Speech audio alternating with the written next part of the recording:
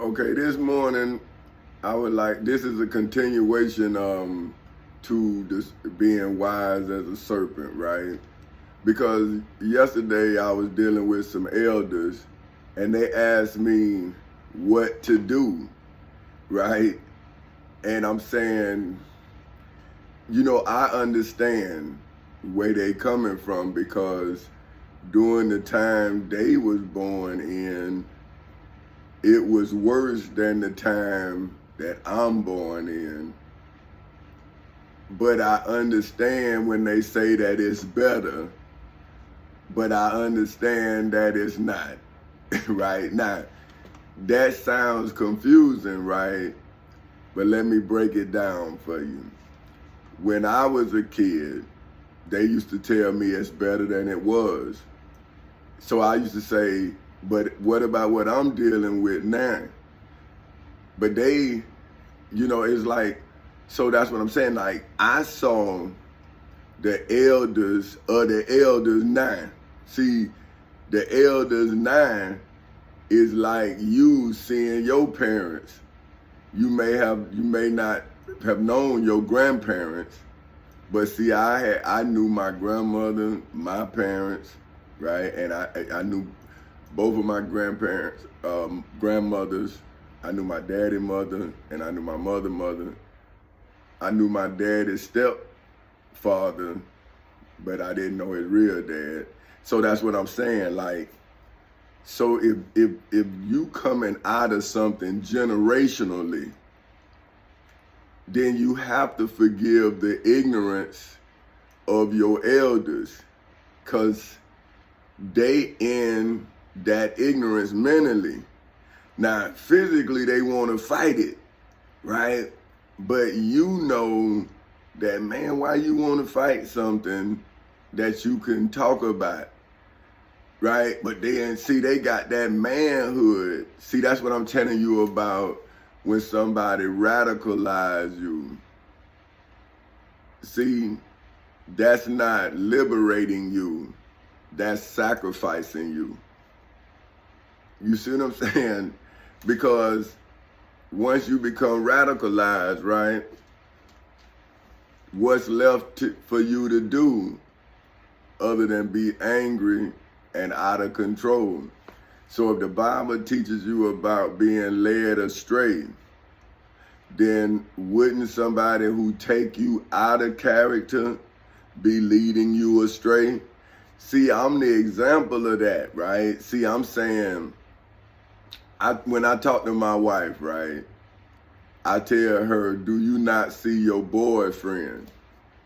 See, because we've been together since we were teenagers, right? So if I had lied to her at any time in our courtship, right, then I wouldn't be able to take her back to the beginning of it, like Adam should have been able to do Eve, right? Because if Eve came from Adam's rib, then they should have been of one mind, one body. Think about it. Eve came from Adam. So how can that not be from one body, one source? How did they start thinking differently? The scene had to change. Either Adam had to change or Eve had to change, right? Now, the scripture says that the serpent came in and changed the scene with conversation, right? No physical, nothing. He just talked to Eve, right? Now, this is what I'm trying to tell my ancestors, right? Well, if in the beginning of deception there was no physical struggle, this is what your mind understanding says, because you say you believe the scriptures. See? So if you believe everything in the scriptures, you should clearly see what's going on. See what I'm saying? Because if at the beginning of your understanding of deception, it was not a physical battle, it was a conversation. It's in the scripture. The serpent was talking to Eve. They had a conversation.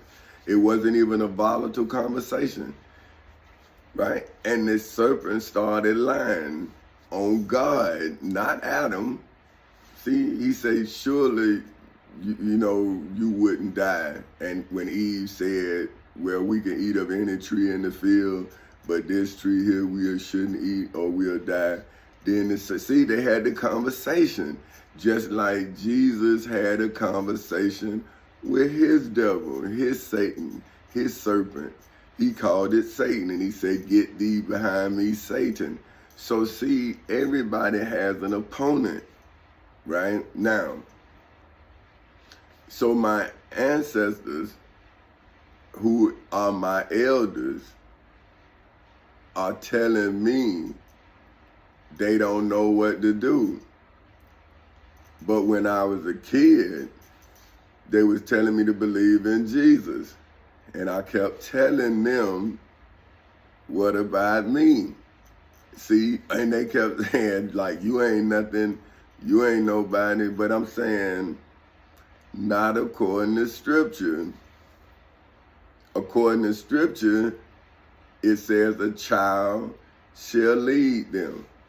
And that's what I'm telling my ancestor yesterday. I'm saying, well, I'm giving you the business plan, but you saying, well, I ain't got no money.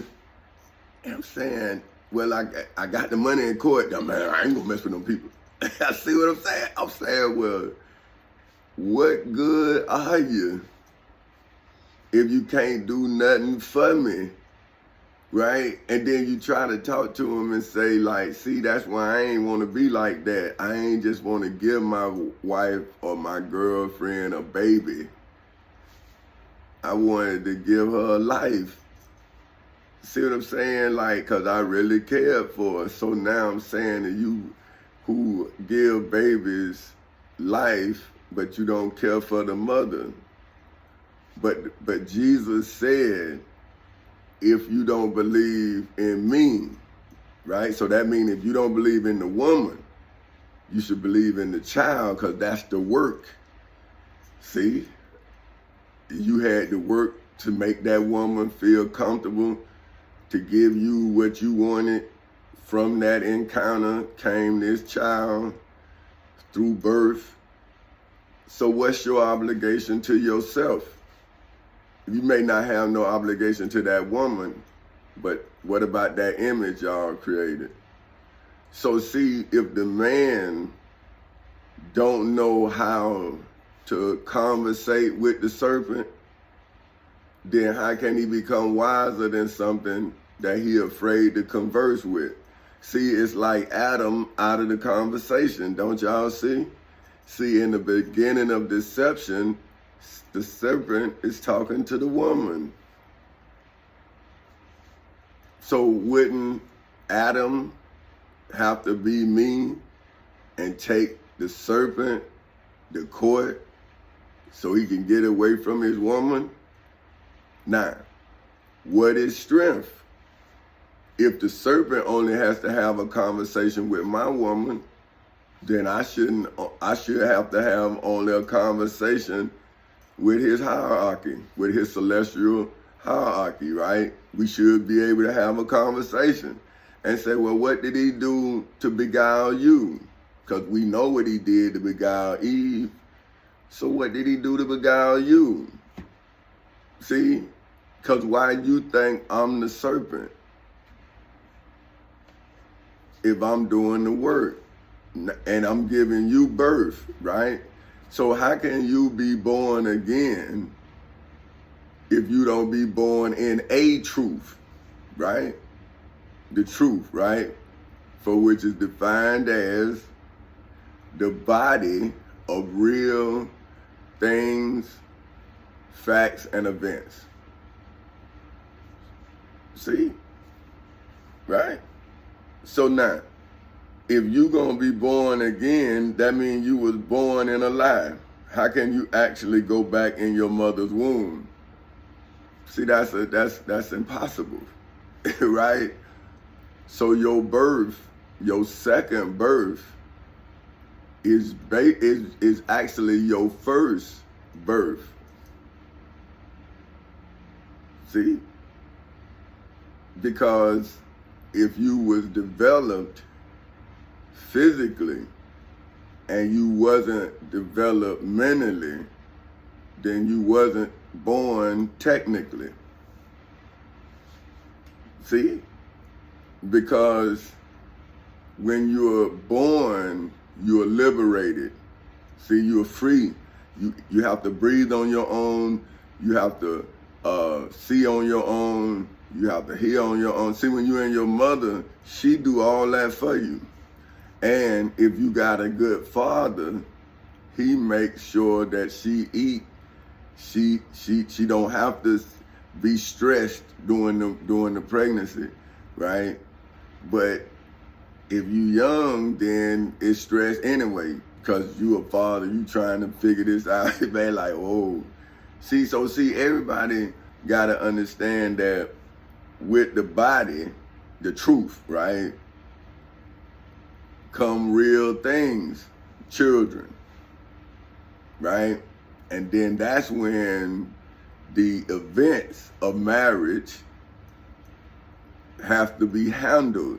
See, you can't now, okay, when you with your lady or whatever, or your man, however, whatever it is, nowadays, you know what I'm saying? And that ain't being funny, I'm just saying, it's just real, right?